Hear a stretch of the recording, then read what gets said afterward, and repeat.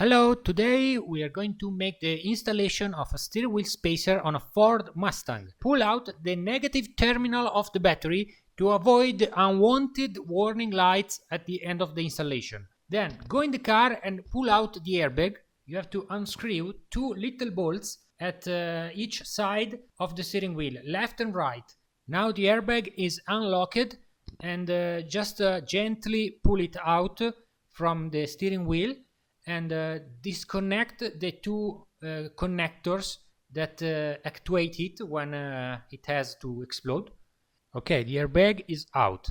Now unclamp the big connector that is for the steering wheel buttons and just leave it there, and unlock the central bolt which hold the steering wheel on the car. Be sure that the steering wheel floats on the steering column before removing the bolt, and remove the steering wheel, and in a while make the wires gently go through the slot, because you never have to pull those wires. You can damage the clock spring assembly. Okay, so this is the steering wheel spacer, and you have to disassemble it to go on with the installation. First, you insert the black part in the steering column of the car. This part replicates the core of the steering wheel, and you have to insert it in the shaft, and in while gently make the wires go through the slot without pulling them from the clock spring assembly. Okay, now use the central bolt that was holding the steering wheel in place to secure the black part of the spacer on the car. Okay, now put that the shaft, the steel part of the spacer, on the aluminum part by tightening the 4 Allen bolts in order to complete the installation of the spacer itself on the car.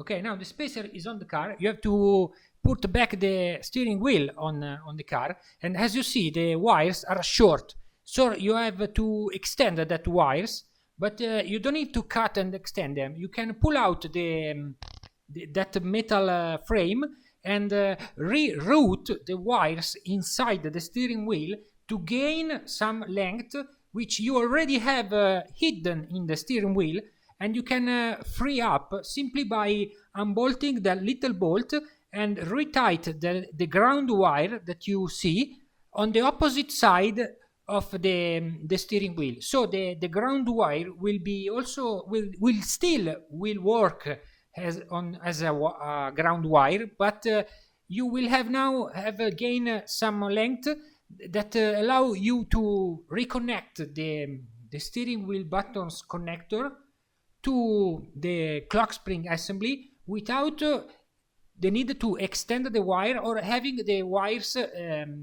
under any stretch. Okay, the frame you removed that I am putting back in the video, it's for the horn. It makes the horn working. You have to bolt it back on the steering wheel and check its mobility. Okay, at this point you will find that the original horn wire is too short, and so you will have to insert the extension provided in the kit. This is a very simple extension with just 2 fastons at its terminals, and you simply plug in. So the horn wire is extended too, and now you can locate some wires in the slot inside the spacer, and now you can tighten the nut that is also included in the kit, and that secure the steering wheel on the steering wheel spacer. Everything is mechanically done. You have to reconnect the airbag connectors and gently push the airbag back in place.